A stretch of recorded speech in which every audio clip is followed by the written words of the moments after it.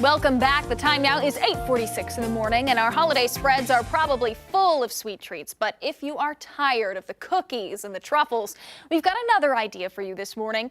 No baking required. Here's this week's Brittany's Bites.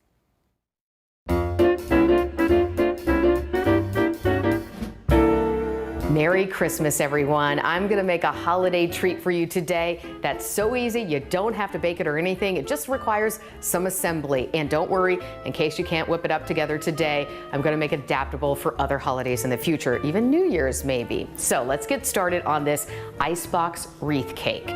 To do that, we're gonna get some whipped cream going. You know I love my whipped cream, homemade, not from the store. And in this case, you probably really wanna do it this way. You'll see why as we go along. So I'm just gonna start with 2 cups of heavy cream.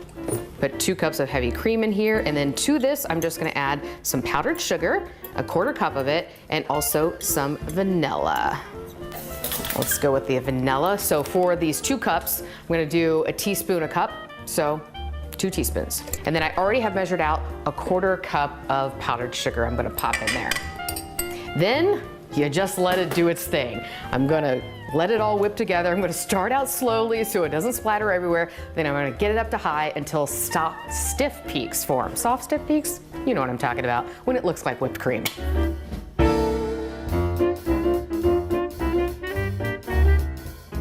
Okay, we've got our stiff peaks on our whipped cream here.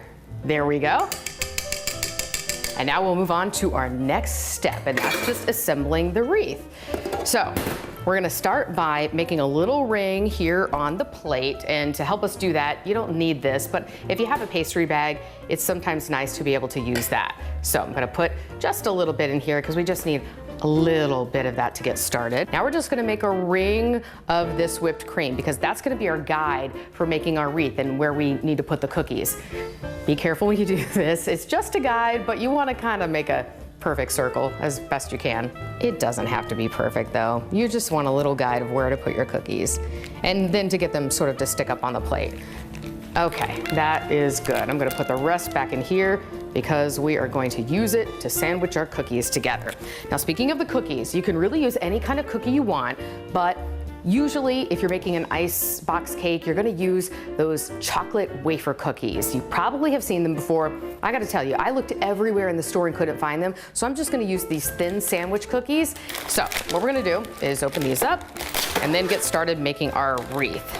Just to get it started, we're gonna take 2 cookies, just a little thin layer to stick them together like this. And then we're going to stick them onto our wreath. Get the idea? See, here you go. So this does take a minute. Again, assembly required. So what I'm gonna do is, again, just put a little layer between each cookie and make that whole ring. Okay.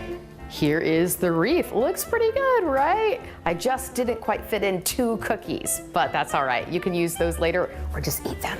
So what we're gonna do from here is put a little layer of whipped cream all over this to sort of ice it. So let me get this all spread out. You just wanna make sure you cover all sides and try to make it pretty, but let me get this going and then I'll talk about our final steps and then we get to the fun part where we get to decorate. Okay, it's all covered. Make sure you get the inside and the outside. This is gonna be sort of the base layer in the end because what we're gonna do, again, this is an icebox cake, so it really needs to go in the fridge overnight. That's what softens up the cookies to be more cake-like. And then we're gonna come back and do another layer of icing on top and then get it decorated. Thankfully, I already got things started. I put one in last night so that we could, by the magic of television, have one ready to go. So let me switch them out and then we'll come back and get started on the final product. Here we have the icebox cake out of the fridge and ready to go. This is the one that sat in there overnight so the cookies could get all soft. I took it out and I did one more layer of the whipped cream. I basically halved the recipe I did before to really put all of the icing in between the cookies and cover it. So I just did 1 cup of heavy whipping cream and I did 2 tablespoons of powdered sugar and then a teaspoon of vanilla. And then I spread it on top, and now we have our cake ready to decorate. So here comes the fun part. I basically just went to the store and I looked for red and green items. On top of that, I decided I'm gonna put some mini little sandwich cookies on top because that sort of gives a nod to what you're eating, what's inside. You know, I like to do that. So I'm just gonna put some of these on top. I also got these cute little red, white, and green balls. How cute are they, right? They'll be nice and decorative. And then these were actually in the gingerbread house decorations. I got these, and they had tons of different little ones. They're little snowflakes. So, and then of course, sprinkles. So I'm gonna do all of this, kind of just go with the flow and see how it all comes together, and then I'll show you the finished product. Okay. I think I have it mostly decorated. How cute is it looking? I love how it's coming together.